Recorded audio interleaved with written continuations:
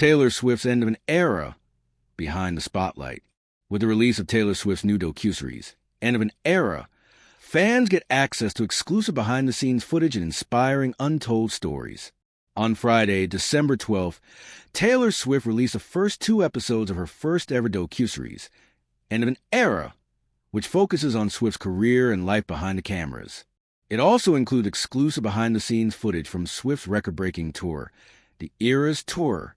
The docuseries will consist of 6 episodes in total, with the first 2 episodes already released on December 12th, and the subsequent episodes released in 2-episode drops every Friday. The first episode of the docuseries begins with the last show of the Eras Tour in Vancouver, Canada. Swift recounts her journey through the tour with all of her backup dancers, singers, and crew members just as the show is about to commence. Everyone likes to talk about phenomena like the Eras Tour, almost as if it was pieces falling into place in some sort of accidental confluence of events that just happened. The Eras Tour wasn't when all the pieces fell into place. That was just when every single one of us had done so much work to where this tour was just when we all clicked together, said Swift when talking to her crew members. The docuseries really showcases how much work the Eras Tour took to finally become what it was. It goes through all the planning of the props and set list, then to the rehearsals, learning choreography, and finally to putting on shows almost every night. In episode 2, Swift talks about how, with the release of her 11th studio album, The Tortured Poets Department, she wanted to add it as part of the set list during the international leg of the tour. This decision required more work for the whole crew, but Swift wanted to provide her fans with something they weren't expecting.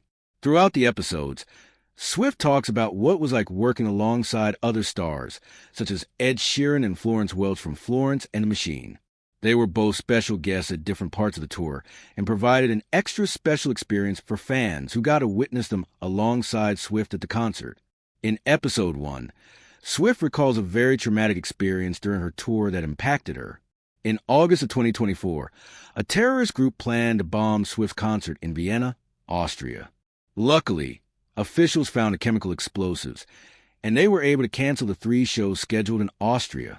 A few weeks later, there was an attack in Southport, England, at a Taylor Swift-themed dance class. This attack resulted in the deaths of 3 children and the severe injuries of multiple children. Swift was visibly distressed and could be seen holding back tears as she recounted the horrific events. She emotionally explained how she went to speak with the families of the children who were killed or injured to try to provide support. After the attack, Swift was very anxious to perform again, afraid that there would be another attack at one of her shows. However, there were no more attacks during the rest of her tour, and the shows remained as scheduled. From a mental standpoint, I just do live in a reality that's very unreal a lot of time. But it's my job to kind of be able to handle all these feelings and then perk up immediately to perform. That's just the way it's got to be, said Swift after meeting with the parents of the victims from the attack in Southport. In episode 2 of the docuseries, fans get an insight into the stories of some of Swift's crew members, such as choreographer Mandy Moore, associate choreographer and backup dancer Amanda Ballin, and backup dancer Cameron Saunders. They each explain their careers and the long road it took to get them to where they are now. Saunders explains how it was especially hard for him to pursue a dance career when he didn't fit the exact image society expected of dancers and the body type they should have. I had a lot of teachers and professors who were not so kind, mostly around my size, and if I wanted to be a professional dancer, I would need to lose weight. In life, some people are going to try to tear you down now, knowing that spaces like this do exist in me that allow me to be the fullest version of me with all I have to offer in this body as it exists right now. This feels like my Super Bowl, said Saunders. Throughout the docuseries, Swift's crew members express how they can be themselves and are overcome with gratitude for her and her generosity. During the tour, Swift created something called Bonus Day, which was a day she designated to give out bonuses to all of her team members, including janitors and truck drivers. Footage in the docuseries shows Swift handwriting hundreds of cards with a generous amount of bonus money for every person who has helped her during the tour. With the release of the docuseries, Swift continues to inspire thousands of fans with dreams and hopes for the future. The End of an Era takes a deeper dive into Swift's real life and how she has become the person she is today.